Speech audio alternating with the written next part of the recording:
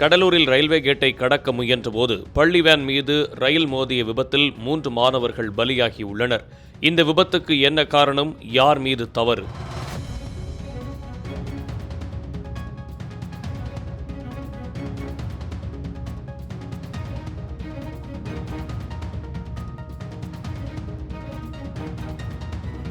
கடலூர் மாவட்டம் செம்மங்குப்பம் பகுதியில் பள்ளி வேன் மீது ரயில் மோதிய விபத்தில் பள்ளி மாணவர்கள் 3 பேர் உயிரிழந்தனர்.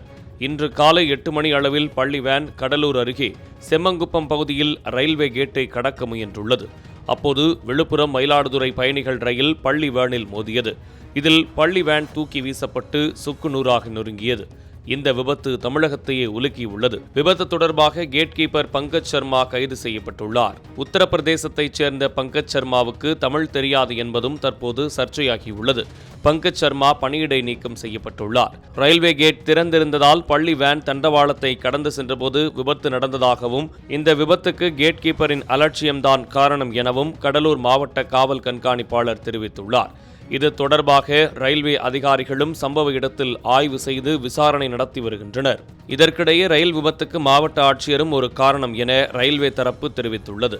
செம்மங்குப்பத்தில் சுரங்கப்பாதை அமைக்க 1 வருடமாக ஆட்சியர் அனுமதி கொடுக்கவில்லை என்று தெற்கு ரயில்வே கூறியுள்ளது. சுரங்கப்பாதை அமைக்க ரயில்வே தரப்பில் நிதி ஒதுக்கீடு செய்தும் அனுமதி வரவில்லை என்றும் தெற்கு ரயில்வே குற்றம் சாட்டியுள்ளது. இது தொடர்பாக கடலூர் மாவட்ட ஆட்சியர் ஆதித்யா செந்தில்குமார் விளக்கமளித்துள்ளார். ரயில்வே அளித்த அறிக்கையை முழுமையாக பார்த்துவிட்டு விளக்கமளிக்கப்படும் எனவும் கடலூர் மாவட்ட ஆட்சியர் கூறியுள்ளார். அதோடு அதிக ரயில் போக்குவரத்து உள்ள பகுதிகளில் இன்டர்லாக்கிங் தொழில்நுட்பம் பயன்பாட்டில் இருக்கும். இன்டர்லாக்கிங் முறையில் ரயில்வே கேட் திறந்திருந்தால் இருபுறமும் ரயில்களுக்கு சிக்னல் சிவப்பில் இருக்கும். இதனால் ரயிலை ரயில்வே கேட் வரும் முன்னே ரயில் ஓட்டுநர் நிறுத்தி விடுவார். ஆனால் செம்மங்குப்பம் பகுதியில் இன்டர்லாக்கிங் தொழில்நுட்பம் இல்லை என்றும் கூறப்படுகிறது.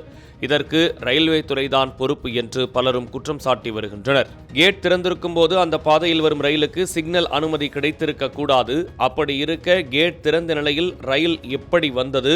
இந்த விபத்துக்கு முழுமையான காரணம் சிக்னல் அமைப்பில் ஏற்பட்ட கோளாறு மட்டுமே என்று சமூக வலைதளத்தில் ஒருவர் எழுதியுள்ளார்.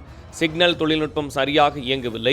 ரயில்வே துறையின் இந்த அலட்சியத்தையும் கவனக்குறைவையும் மறைக்க கேட் கீப்பர் மற்றும் வேன் டிரைவர் மீது பழி சுமத்தி அவர்களை பலிகடாவாக்க முயற்சிக்கின்றனர் என்றும், இது ஒன்றிய ரயில்வே நிர்வாகத்தின் பொறுப்பற்ற தன்மையையும் தெளிவாக வெளிப்படுத்துகிறது என்றும் நெட்டிசன்கள் எழுதி வருகின்றனர்.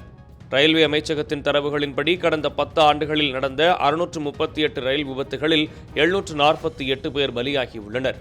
இவற்றுக்கு மனித தவறுகள், சிக்னல் கோளாறுகள், பராமரிப்பு குறைபாடுகள் மற்றும் ஆளில்லா கிராசிங்குகள் முக்கிய காரணங்களாக கூறப்படுகின்றன. இவை அனைத்தும் ரயில்வே துறையின் தொடர்ச்சியான அலட்சியத்தை பிரதிபலிப்பதாக கூறப்படுகிறது. ரயில் விபத்துகளை தடுக்க ஒவ்வொரு முறையும் விபத்து நடக்கும்போது மட்டும் பேசிவிட்டு அதன் பிறகு அமைதியாகும் அதிகாரிகளே விபத்துகள் தொடர காரணமாக உள்ளனர்.